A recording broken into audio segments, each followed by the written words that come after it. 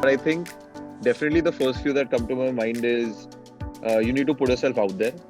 So whether you're an introvert or an extrovert, there are actually studies that show that introverts actually do better in entrepreneurship. But the fact is that you have to still go out there and talk to as many people as you can, network with as many people as you can. So people who are not comfortable. I remember I was at an event, and these were the early days, and I was still trying to attract talent across the board.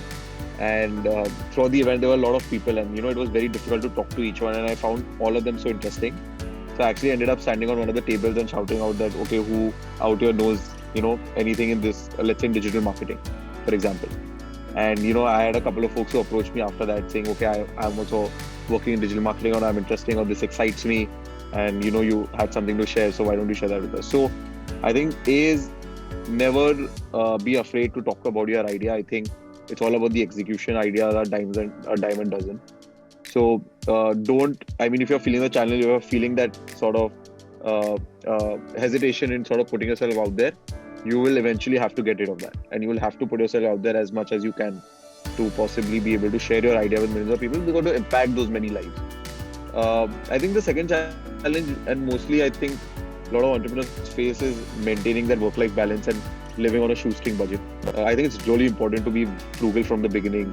Eventually, if you would have done that, and then you're starting your third startup or fourth startup, and you have had previous successes, that's easier to sort of be able to know when to invest. But in your early days, and I'm assuming that the crowd here is, some of them are pretty young. Guys, just make sure that forget work-life balance from the beginning, in at least for the first few months or years, because I think if you will eventually be able to take a crack at it, you will have that freedom to basically then do and live at your own time. But initially, you gotta want to put everything out there. Make sure you're doing your best, because that's the only way this is going to succeed. And if people see you doing that, then you will have uh, possibly potentially team members and so many other people wanting to join you and wanting to join hands with you. So put yourself out there. Don't sort of try to be very well managed in terms of time. But I think the third bit is the time management. It's not just sitting there and working hours is not enough, right? You know where your productivity is, what time of the day you're most productive. So I know exactly how and when I'm the most productive. So I take the deepest set of problems at that time, and it really helps me have distraction-free mode. Don't be caught up in the life of being an entrepreneur. Try to really solve the problem in the best way possible. And if you take that approach and work backwards from there, it will excite you. You won't feel like you're working 24 hours a day, because eventually you won't have to. And I think you will enjoy really what you're doing. I enjoy my time at Beco.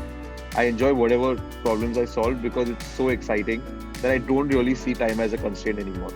And I think that's really freed up my time a lot. So eventually you will come to a point where you will feel, and others will tell you you actually have no work-life balance, but eventually you'll come to a point where you will have the time in the world to pursue whatever you want, given that you've put in your best foot forward and being able to achieve it.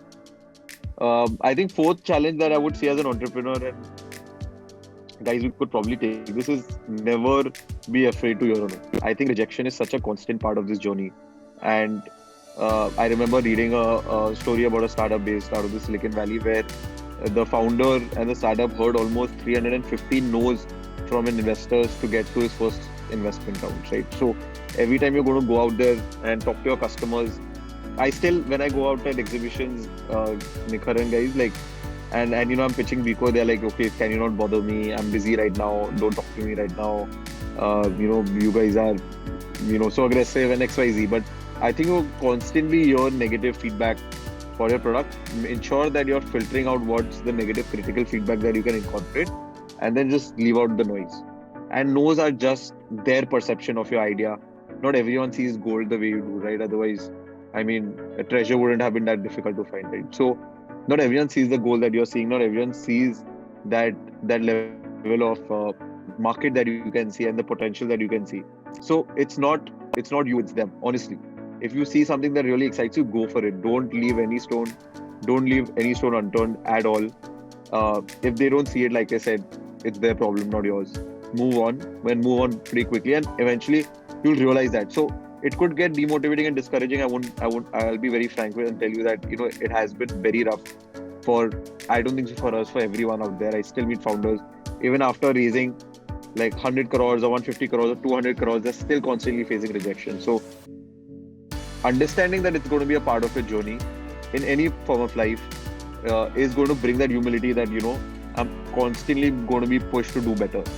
And I think just looking at that feedback, just filtering out the noise is going to be really, really critical for you guys and for us till date. So I don't think that really changes. But getting a little bit more thick-skinned is, I think, more important here.